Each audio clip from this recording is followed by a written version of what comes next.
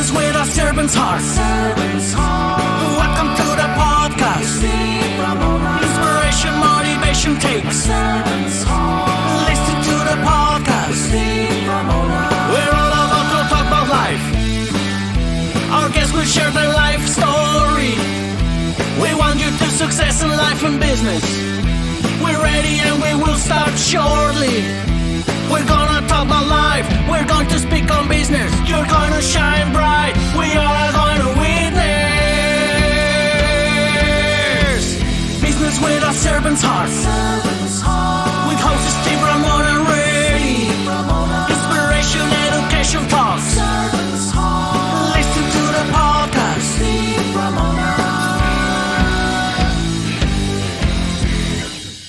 One. Welcome, everyone, to Doing Business with a Servant's Heart podcast. I'm your host, Steve Ramona. I am fired up to have you join us today.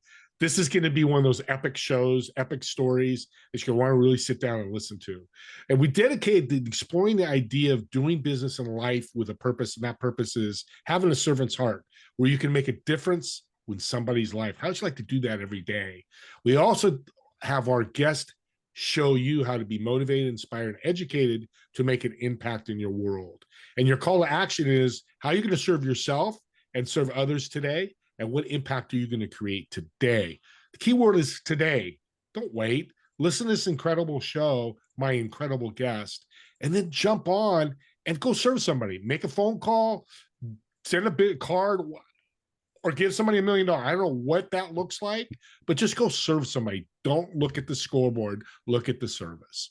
And I want to thank our sponsor, today's sponsor, Pantheon Alliance. Join a community of high-income entrepreneurs and business leaders to create a world-changing thought leader platform to help grow your business. For more information on Pantheon, just reach out to me and I'll get you all the information you need. With that being said, this is Doing Business with a Servant's Heart. My guest was in the military and spent a lot of time in the military. What do? They serve. They served our country. Well, you're going to learn all about how leadership can really serve you and serve others. Like I said in the beginning, your call to action. Let's welcome to the show, Joshua. So love to have you. Welcome, Joshua. Thank you so much. I'm honored to be here. Tell your story. You told me back months ago when I told you. Let's start with the story and where you are today. Sure.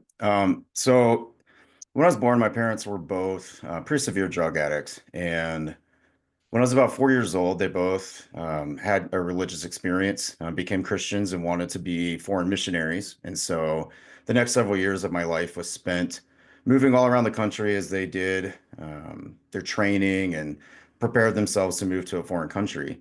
And when I was about 7 years old, we moved to the country of Mexico. And my parents worked with a tribal group of people named the Tarahumara Indians. They're actually pretty well known. Their name means the runners. And so this people group live above 7,000 feet above sea level. There's only several thousand of them left on Earth, and they can run for 2 or 3 days. Like, they're unbelievable. Like they actually took one to the Olympics and tried to have him run a marathon. And after 26 miles, they're like, and we're done. And he kind of freaked out because they'll run for 2 or 3 days straight. They hunt by running deer to death up and down the mountains in Mexico. So very cool experience growing up with them. Just very eye-opening about, I guess, what really matters in life, because they have very little, right? And so just a very different way of growing up. Lived mostly in a boarding school because my parents wanted me to get a good education. And when I was about 14, one day after school, I got grabbed by a drug cartel. They held me for several weeks, and when they released me, it was about 18 hours away from where I lived. They kept me kind of in this basement, and it was pretty nasty. But I got back home, kind of started going to some different therapy, and about 6 months to it, the therapist started sexually assaulting me, and I obviously didn't know what to do with that, so I hid it. When I was 18, my parents brought me back to the United States. I had an offer to play baseball at Florida State, but my parents really, really wanted me to figure out what I believed and why. And so I went to the same Bible college that they did outside of Milwaukee, Wisconsin, and had a mentor that kind of an older gentleman. He invited me to go on a road trip with him, and on the road trip, He asked me if had ever had a tequila sunrise. I was like, no, I'm 18. I'm not supposed to drink. So he ended up getting me one, drugged it, and then I woke up in the middle of him raping me. Um, he put me back to sleep with a chloroform rag over my face, and I lived in shame of that for a very long time. It kind of started my whole process of lifting weights and getting all these tattoos to try to like create the image of somebody that I thought nobody would ever want to mess with again. Um, 9/11 happened, joined the military. I waited a little bit just because I'd gotten married, didn't want to expose my wife to that military lifestyle, but I realized pretty quickly that all of my effort was going directly into my boss's pocket and it wasn't coming back to us at all. And so I joined the Air Force in 2002, and I built bombs for my entire career. About 12 years into it, I became a drill sergeant at Air Force Basic Training, had the opportunity to put 5,423 airmen into the Air Force. Just an amazing job to watch the transformation of these young men and women, transforming into these warrior airmen. It was just the most rewarding, I would say most challenging, but most rewarding experience. But at the same time, it was really hard to turn it off. And so my family really suffered during that time entirely because of me.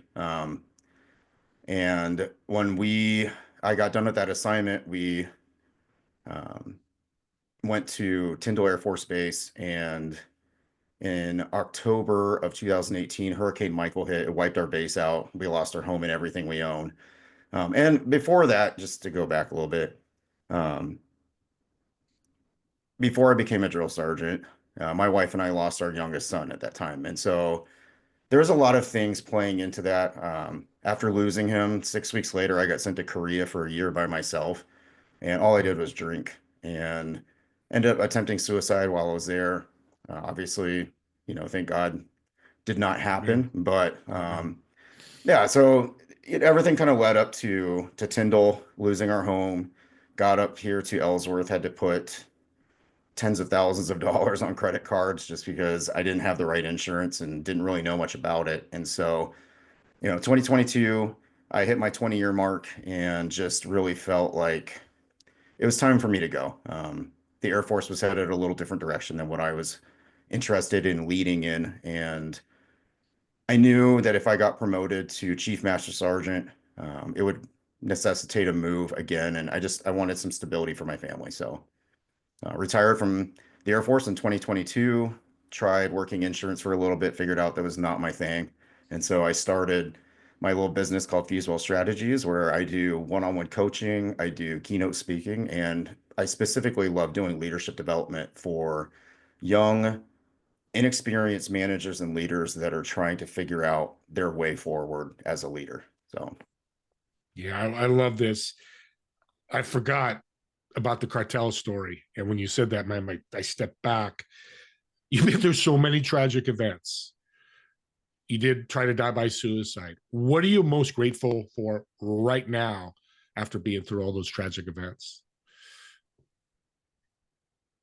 like, I don't want to sound cliche, but all of those things shaped who I became.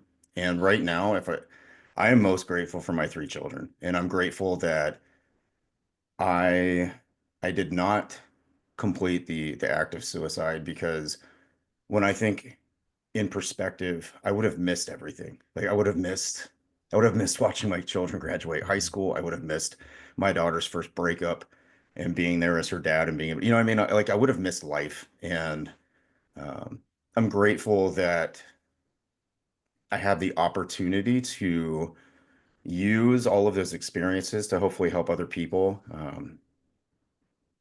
specifically understand resilience from a real world perspective, not a theoretical perspective. So, Just going to talk to you. And I'm glad you mentioned resilience because you need that so much to go through everything you went through. I might wake up today and somebody cancel an appointment. I'm like, cancel an appointment or taken in and kidnapped by the cartel. Uh, Two different things, but they're a problem. But we got to look at perspective and resilience. right. What to you is how important is resilience to be a leader, either in the military and civilian life?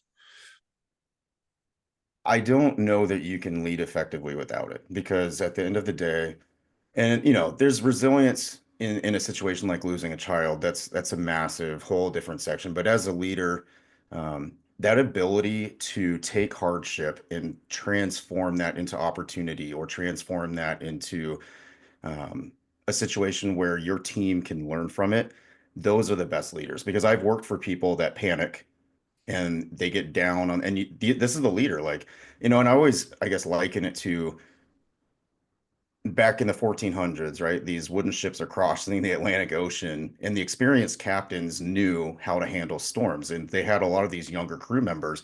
And if you look at your captain and he's panicking, the whole ship is panicked. But if the captain's able to maintain his composure, and knows what to do, it gives the crew a sense of confidence also. And so that resilient piece of leadership, I think, is undervalued, but it's so critical to leading your team, because at the end of the day, the crew looks to the captain. And if you're the one in charge, I have a saying, and you'll just have to forgive my French here, but everybody wants to be a gangster till it's time to do gangster shit, right? Like, everybody wants to be the leader until hard times hit. Yep. Nobody wants to give feedback. Nobody wants to have to fire anybody. Nobody wants to have to make the hard decisions. But that is the essence of leading, because if it wasn't hard, anybody could do it. So I think many people aspire to be a leader. Very few achieve it because they're not recognizing that resilience piece is so critical. Yeah, greatest answer I've heard. I love this. And I relate it to sports. I was just talking about it this morning. So it's so interesting you're talking about it. Military is much higher, but there's a leadership capability as a coach, as there is to military captain. You need a leader on both. That coach is very neutral. I went to the game yesterday, so I saw it. The coach is very neutral. Now the Niners were winning big, but as I watch football or any sport, the more resilient that coach is with bad times happening and more neutral they are, the better. So the way you said is well said. I believe coaches should have coaches. I'm excited that you've got your own coach. Mm-hmm. What was the reason to get your own coach? I think it has to be rooted in humility, realizing that you don't know everything, realizing that you don't have all the answers. And honestly, I've always been a proponent of, if you're going to lead from the front, you better do what you're telling other people to do. Like, there's nothing in the military that drove me more insane than watching a leader tell you to do something and in your heart that they're not. Like, that is the biggest way to kill morale and to kill motivation and honestly loyalty, which is a huge aspect of leading, is learning how to generate loyalty. When your people know that you're not doing what it is that you're asking them to do, you come across as a flake and a fraud. So for me, as a coach, I don't really always know what I'm doing, and having that experience and perspective, your coach can point things out that you don't see yourself. And I mean, already I have had several coaches, and they ask me some really uncomfortable questions, really uncomfortable. And it brings me to a place where I have to be very, very honest with myself. I think that's the most valuable piece. And you were just talking about a struggling business. All that in the military that you were talking about, it just bridges over to, if you're not doing it, if you're not being, if you won't go pick up the paper and the toilet paper as the founder of that company, or maybe you have to watch the desk for 5 minutes, same thing. And that's a big reason why companies struggle, where they need your input, your education, your mentorship to be able to help grow, because it's powerful. No leaders, no business. That's what I say. 100%. Well, and you'll find too, Steve, like, there's so many companies that have desk warriors. Like, I call them desk warriors. Like, you sit behind your desk, but again, you don't lead by looking and facing people. You lead by going a direction and people are following you. And so, if you're sitting at your desk and it's a conversation where we're facing each other behind a desk, you don't know your people. Like, get out from behind your desk, go out, see what they're doing, get involved. And I'm not saying it has to be every moment of every day, but I mean, the great saying of, if you think you're a leader, turn around and see who's following you. Because if there's nobody there, you're just a dude on a walk. And I think there's a lot of people in leadership positions that are just managing processes, but they're forgetting that the key aspect of leading is the people. So you military guys, I love all you guys. I love, because you got these great taglines. I'm going to say it again. If you think you're a leader, there's nobody behind you, you're just a dude on a walk. That is, because another Lieutenant Colonel Oak McCullough was on my show. Okay. And when I asked him what a leader is, because somebody comes and asks me, Steve, Oak, Am I a leader? He just says who you're mentoring today. And if it's nobody, you're not a leader right now. Not mean you can't. The same with yours. You could be a dude on a walk, but then you start mentoring people. Now you're the leader. You're not a dude on a walk. So I want to say that, audience, because I'm going to write that down, because that's a powerful, it's fun, kind of a silly comment, but it's so powerful. Yeah, it's real. What's the journey look like? So you've got a new client. You're going to do one-on-one leadership training and coaching and mentorship. What's that look like when you work with somebody? So I think the first piece is you have to get to know them, and you've got to get below the surface level, because what I found in coaching and even in leadership is everybody's going to put their best foot forward and be like initially. Yeah. And being able to get below the surface, right? Like find out like what are their insecurities? What are the things that they struggle with? Because if they're 100% good to go, they don't need you. But very few people are good to go.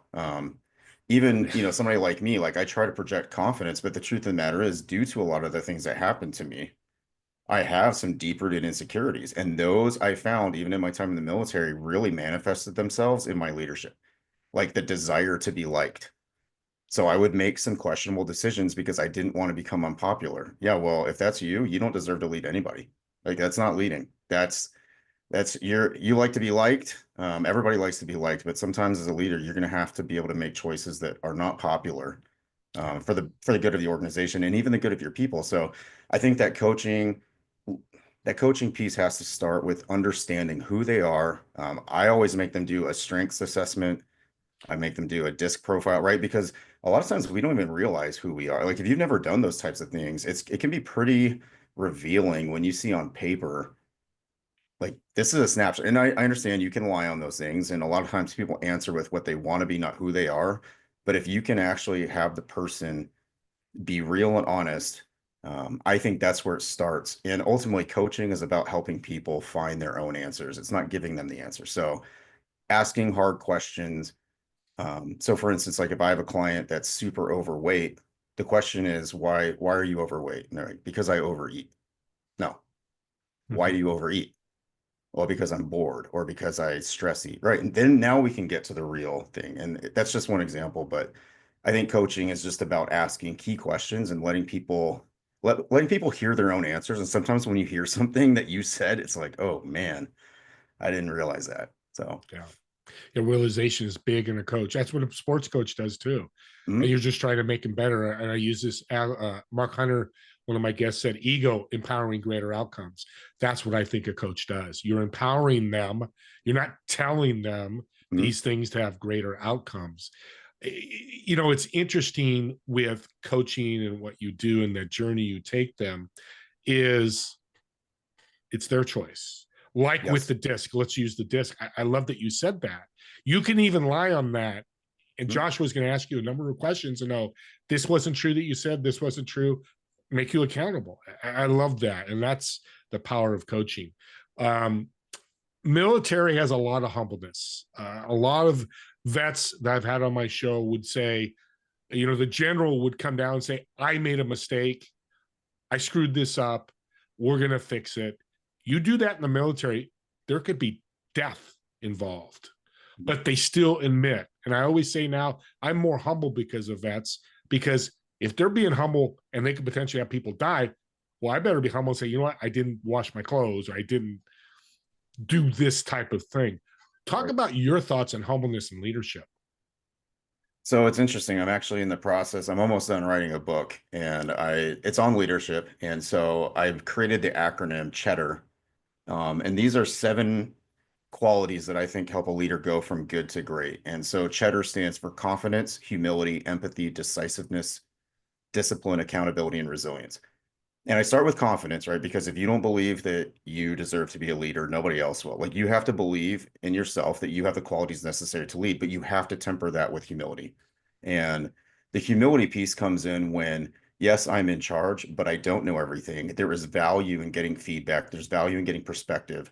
And one of the best leaders I ever worked for, he was a lieutenant colonel. He was our squadron commander, and he would ask questions. We would give him our feedback, and he'd say, from the 50,000 foot level, this is what I see. And then he would ask me, Josh, give me the 100-foot level, right? Because he realized that he didn't have the perspective to see from the airman right? From his view as a commander, he was making strategically sound decisions, but he also wanted to know, like, from the airman perspective, what is this going to look like? And we had situations where I gave him input and he was like, I didn't think of that. He's like, what do you think the result's going to be? And I told him, I think people are going to lose trust in you if you do this.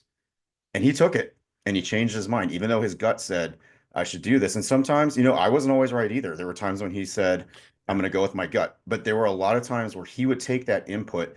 And I'll tell you what, even with that humility, nobody doubted that he was a confident leader. But him having the humility to ask other people, give me perspective, um, give me your insight, and then have the courage to actually discuss it and take it. Like that was the key to me. It was the courage to take feedback and input and then actually act on it. Not just listen to it, but actually act on it. That was a huge piece for humility for me. And I think anybody that's worked for a leader that's nothing but ego or arrogant, it's a miserable experience. Yeah. Miserable. It's very true. And humility, that is, I've never heard that before. So I'm going to give you major kudos. Is when he was humble, people looked at him as a better leader, not a worse leader. And that humbleness was he made a mistake by not going down to you guys, the airmen, and doing it.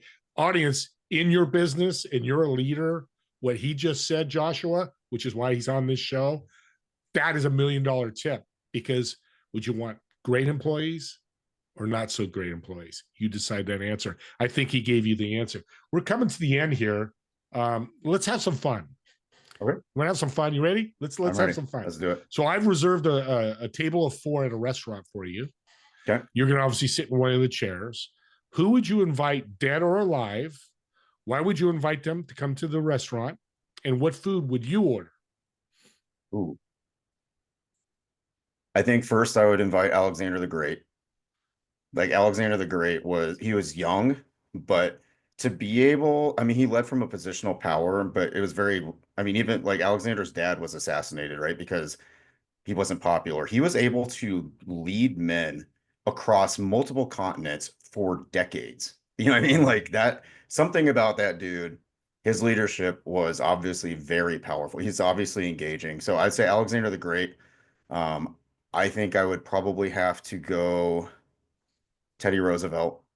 I think Teddy would be probably one of the most interesting people in the room, no matter what situation he was in. I don't agree with everything that Teddy did, but that man had guts and he was full of life. And then third, I think it would be General Hal Moore from the movie We Were Soldiers. I have signed copies of his book. I have signed pictures from him. I actually have his book called Hal Moore's Thoughts on Leadership. And when I watched that movie for the first time, it literally changed my perspective on leadership as an 18-year-old kid. Like it made me want to be in the military because of the way. I'll never forget the speech he gave before they went to Vietnam. I will be the first to put my foot on the field of battle and the last to leave, and I will leave no man behind, living or dead. So help me God. And there's something about it that just resonated with me. So it'd be those three, and then I will always order a medium rare steak, no matter what. So. Look at that. The man comes out of us. We got to have our steak and potato.